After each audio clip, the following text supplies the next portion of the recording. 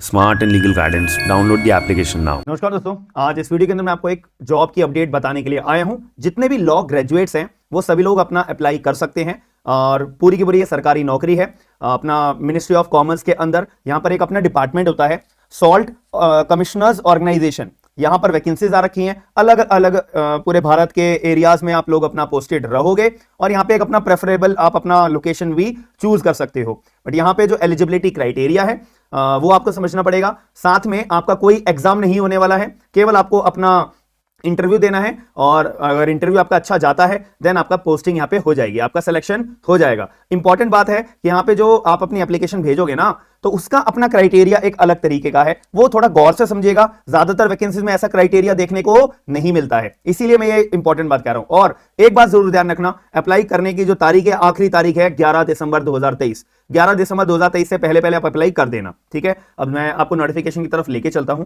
ये है हमारी official notification, government of India, ministry of commerce and industry. अपना एक डिपार्टमेंट है promotion of industry and internal trade, ministry of commerce and industry के अंदर ही ये डिपार्टमेंट आता है। फिर इसके अंदर आता है अपना एक सॉल्ट कमिश्नर्स ऑर्गेनाइजेशन, जिसको शॉर्ट फॉर्म में बोलते हैं SCO। यहां पे आपको दिखाई दे रहा होगा SCO, मैंने यहां पे दिखाई दे रहा होगा SCO, ठीक है। अब इसके अंदर क्या है मुद्दे वाली बात, अगर मैं बात करूं यहाँ पे अलग अलग डिपार्टमेंट्स के लिए चुना गया है, बट मैं तो लॉ वाला हूं और मेरा चैनल भी उसी के बेसिस पे है, तो मैं आपको लॉ वालों की चीजें ही बताऊंगा। ये अपना 3rd पॉइंट नंबर दिख रहा है, तो यहाँ पे आपसे लॉ की वैकेंसीज आ रखी है। एक्सपीरियंस यहाँ पे एज सच यहाँ पे कुछ लिखा हुआ नहीं है, बट फिर भी मैं ये अनुमान लगा रहा हूं कि 1 साल का आपको पोस्ट क्वालिफिकेशन, अपनी डिग्री लेने के बाद में पोस्ट क्वालिफिकेशन आपका एक्सपीरियंस यहाँ पे मतलब रहेगा तो बढ़िया बात रहेगी। मैं ये बोल के रहा हूं, आपको बाद में समझ में आएगा।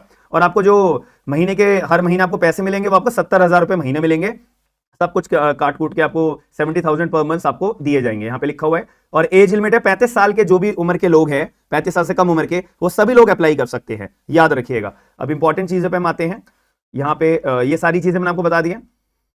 अब पेमेंट का भी मैंने आपको बता दिया, 70,000 रुपए महीना, और आपका हर साल 10% इंक्रीमेंट होगा। 10% यानी कि 7,000 रुपए का आपका इंक्रीमेंट होगा हर साल, ठीक है। और आपको एंगेज करा जाएगा 1 साल के लिए पहले तो, फिर उसके बाद मैक्सिमम 3 साल तक आपको एंगेजमेंट और मिल जाएगा। तो आपको हायर 3 सालों तक लिए और किया जाएगा, पहले तो 1 साल, फिर 3 सालों के लिए और 1-1 साल के लिए आपका टाइम पीरियड बढ़ाया जाएगा। ये डिपेंड करता है आपकी परफॉर्मेंस के ऊपर। अगर परफॉर्मेंस अच्छी रही तो आपका ये बहुत बढ़िया अपॉर्चुनिटी है, इसको गवाइएगा मत, ठीक है। एलिजिबिलिटी क्राइटेरिया में यहाँ पे सीधी सी बात है, आपके पास 10th क्लास, 12th क्लास और ग्रेजुएशन, LLB, LLM, ये सारी चीजें आपके पास होनी चाहिए। अगर होंगी तो ही आप अप्लाई करने के बारे में सोचिएगा, क्योंकि अगर आप अप्लाई कर भी दोगे ना आपका सिलेक्शन नहीं होगा, क्योंकि यहाँ पे एलिजिबिलिटी क्राइटेरिया अपने आप में इतना स्ट्रांग है। क्योंकि एग्जाम तो ले नहीं रहे, अभी एग्जाम नहीं ले रहे हैं, तो इस वजह से जो बच्चों की अचीवमेंट्स है, जो बच्चों के एकेडमिक्स है, उसके बेसिस में जितने आपके मार्क्स आए होंगे उसी के बेसिस पर आपका सिलेक्शन होगा। ये मैं आपको बाद में समझाऊंगा, ये वाली चीज जो ये सिलेक्शन क्राइटेरिया है ना इवेल्युएशन करने का, ये अभी थोड़ी देर में बताऊंगा,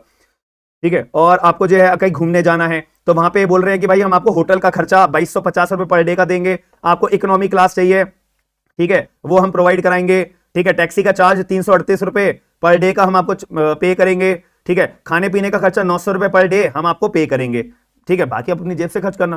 कहने का मतलब है कि आपको ट्रैवलिंग अलाउंस भी आपको दिए जाएंगे प्रॉपर तरीके से, ऐसे सरकारी नौकरी पे जैसे हर व्यक्ति को मिलते हैं वही चीज आपको मिलेगी। और आप टेम्परेरी यहाँ पे हायर करे जा रहे हो, लेकिन बहुत बढ़िया चीज है ये। दूसरी बात यहाँ पे बोलेगा, आपका वर्किंग टाइम होगा सुबह 9 बजे से 5:30 बजे तक आपको यहाँ पे रहना पड़ेगा।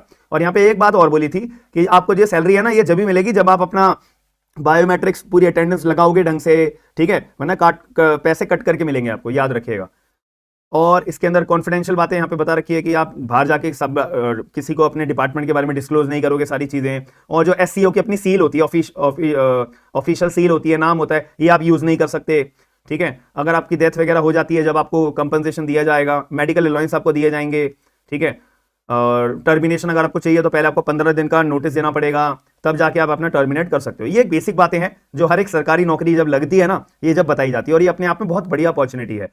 अब मुद्दे की बात कि भाई मेरा सिलेक्शन होगा तो होगा कैसे। सबसे पहली बात, आपके 12वीं से लेके पोस्ट ग्रेजुएशन तक, यानी कि 12th क्लास में और उसके बाद आपने ग्रेजुएशन अगर करी होगी तो, नहीं करी कोई बात नहीं, 5 साल वाली LLB आ जाएगी, ठीक है। LLB के मार्क्स, फिर आपके ग्रेजुएशन और पोस्ट ग्रेजुएशन यानी LLM के मार्क्स, इनमें से आपके जितने भी मार्क्स आए होंगे इसका वो इवेल्युएट करेंगे, ठीक है। कि आपके जैसे मान लेते हैं टोटल मिला के आपके जितने भी मार्क्स आए होंगे उसका 50% ये इवेल्युएट कर लेंगे। फिर आपका जो है एक्सपीरियंस देखा जाएगा। देखो मैंने क्या कहा था, एक्सपीरियंस मांगा तो है नहीं, लेकिन अगर आपके पास एक्सपीरियंस होगा तो फायदा रहेगा। क्यों? यहां पे आपके मार्क्स जुड़ेंगे। आपके मार्क्स जुड़ेंगे, पोस्ट क्वालिफिकेशन का एक्सपीरियंस। अब आपने अपनी एलएलएम कर ली, उसके बाद अब अपने वर्क अपने कहां कहां पे करा हुआ है, कहां कहां पे नहीं करा हुआ है, उसका एक्सपीरियंस आपसे इवैल्यूएट होगा। 20% आपको उसके मार्क्स मिल जाएंगे, ठीक है। 50% तो आपके 12वीं से लेकर पोस्ट ग्रेजुएशन तक के मार्क्स, 20% आपके एक्सपीरियंस के मार्क्स, 30% आपने इंटरव्यू जब आपका होगा उसमें अपना कितना स्कोर करा होगा, फिर 70% में से आपकी मेरिट लिस्ट प्रिपेयर होगी, 70% में से आपके 100% में से फिर आपकी मेरिट लिस्ट प्रिपेयर होगी। 70% की तो पहले ही हो चुकी है, आप इवैल्यूएट कर, अब इसमें से जितने मार्क्स आएंगे टोटल करके यहां पे एक मेरिट लिस्ट प्रिपेयर होगी। 100% में से बच्चे ने कितना स्कोर करा है, अब मेरिट लिस्ट में आपका नाम आ गया, सिलेक्शन है, फिर सीधी सी बात है। अब मेरे ये जो मार्क्स आए हैं, मतलब मान लेते मेरे 12वीं में 70% आए हैं, तो मुझे कितने मार्क्स मिलेंगे ये हमारे को इवैल्यूएट करने का बता रखा है। 12वीं में अगर आपके 60% से नीचे हैं तो आपको 5 नंबर मिलेंगे 10 में से, और 60 से ऊपर है, 75 से कम है तो 6 नंबर, 75 से ज्यादा है, 90% से कम है 8 नंबर, 90% से ज्यादा है तो 10 नंबर। तो मैंने आपको बता रहा है यहाँ पे बोला है ना 50%, तो इसको इवैल्यूएट कैसे करेंगे, ऐसे करेंगे 50 नंबर को। अब आपके आते हैं ग्रेजुएट लेवल में, वही 60% से कम है तो 8 नंबर, 60 to 75% के बीच में है 12 नंबर, 75 to 90% के बीच में है 15 नंबर, 90% से ऊपर है तो 20 के 20 नंबर मिल जाएंगे। पोस्ट ग्रेजुएशन यही बता रखा है, ये टोटल हम अपना इवैल्यूएट करें, 50% में से आपका जितने मार्क्स आएंगे वो इवैल्यूएट में चले जाएंगे। फिर इसके बाद आपका एक्सपीरियंस में इवैल्यूएट करा जाएगा, कितना एक्सपीरियंस है आपके पास, वो 20% का क्राइटेरिया अपना ये कमिटी डिसाइड करेगी। फिर इसके बाद यहाँ पे ये डिसाइड करा हुआ है कि अगर आपके पास 1 से 2 साल का है तो 10 नंबर, 2 से 3 साल का है तो 12 नंबर, 3 से 5 साल का 15 नंबर, 5 साल से ऊपर का एक्सपीरियंस है तो 20 के 20 नंबर मिल जाएंगे। अगर किसी का एकेडमिक स्ट्रांग है ना तो उसके 100% यहाँ पे जॉब की तो कंफर्मेशन आप ले लीजिए, ठीक है। कि आप देखो ना 70 में से आपके अगर 65% तो अगर 65 नंबर तो आपके यूं ही बन रहे, अगर किसी का एकेडमिक स्ट्रांग होगा तो एक्सपीरियंस को मिला के बस उसको किस पे ध्यान देना है, अपना इंटरव्यू पे ध्यान देना है। और इंटरव्यू पे ध्यान देने के लिए आपको मैं बताऊं क्या करूं, आप लोग ये थोड़ा सा पढ़ लेना कि जो हमारी SCO है, सॉल्ट कमिश्नर ऑर्गेनाइजेशन, ये वाला पैराग्राफ आप पढ़ लेना, ये दोनों पैराग्राफ। इसमें क्या है, इन्होंने बता रखा है कि भाई हमारा जो SCO है ना वो किस किस चीजों पे काम करता है। वो काम करता है सॉल्ट कंपनी को लाइसेंस देने में, लीज पे देने में, लैंड को लीज पे देने में, रेंट इकट्ठा करने में, ठीक है। और भी बहुत सारे मेजरली इनके लैंड वाले मुद्दे ज्यादा हैं, लैंड वाले काम ज्यादा है। और आप अगर एज एन एडवोकेट ये हायर कर रहे हैं आपको, तो आपको लैंड के जितने भी लॉज हैं, CPC सिविल के जितने भी लॉज है, आपको उस पर थोड़ा सा ज्यादा फोकस करना पड़ेगा। जब आपका इंटरव्यू बहुत अच्छा जाएगा, इंटरव्यू अच्छा जाएगा, मार्क्स वैसे आपके एकेडमिक्स में अच्छे हैं, बस आपके हाथ में जॉब है, 70,000 रुपीज पर मंथ आप इजिली अर्न कर पाओगे। और सरकारी नौकरी होगी की तरह होगी, जिसमें सारे अलाउंसेस, ट्रेवलिंग अलाउंसेस, आपको हर एक चीज मिल रही है। तो ये चीज आपको अपना ध्यान देना है। इतना आप अपना ध्यान दे दोगे तो बहुत बढ़िया बात है। अब इंपॉर्टेंट बात, वैकेंसी कितनी है, देखो जयपुर में इसका इनका हेडक्वार्टर है, SCO वालों का जयपुर में हेडक्वार्टर है, वहां पे 2 वैकेंसी मांगी है, मुंबई में 6, अहमदाबाद में 1, चेन्नई में 1, दिल्ली में 1, टोटल 11 वैकेंसी हमारी लीगल वालों में। सबसे ज्यादा वैकेंसी हमारे लीगल में है, अगर मैं अदर कैटेगरीज की मैं बात करता हूं। फिर आप अपना ये सब अपना कंप्लीट कर दोगे तो आप अपना अप्लाई कर सकते हो। 11 दिसंबर से पहले ऑनलाइन तरीके से अप्लाई करना है। अब कैसे अप्लाई करना है, सर लिंक दे दो हमारे को, मैं आपको ये बता देता हूं। ये देखो यहाँ पे भी लिखा है ना, लास्ट लाइन ये पढ़ो, यहाँ पे लिखा है लास्ट डेट है आपकी 11 दिसंबर 2023 रात के 12 बजे से पहले अपना फॉर्म भर देना।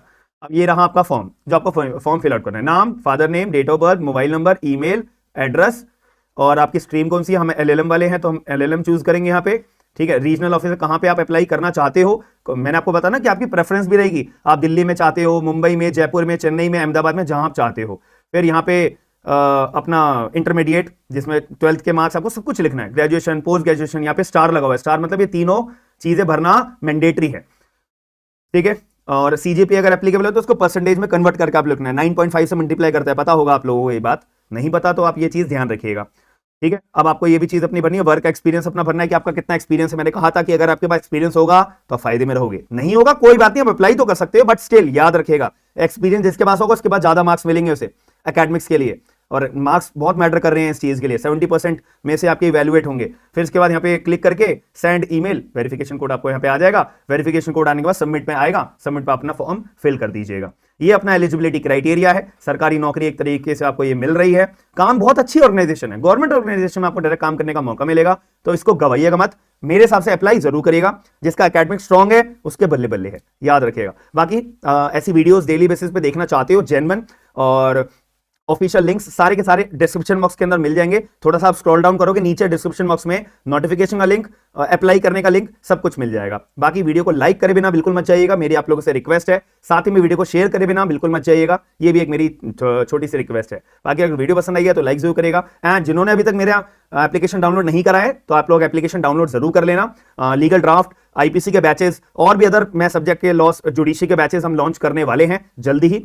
थोड़ा सा 15 या 20 दिसंबर के अप्रॉक्स आपको अपडेट देखने को मिल जाएगी एप्लीकेशन के ऊपर, तो इसीलिए एप्लीकेशन डाउनलोड करके जरूर रखिएगा। बाकी मिलते हैं नेक्स्ट वीडियो के अंदर। थैंक यू, धन्यवाद।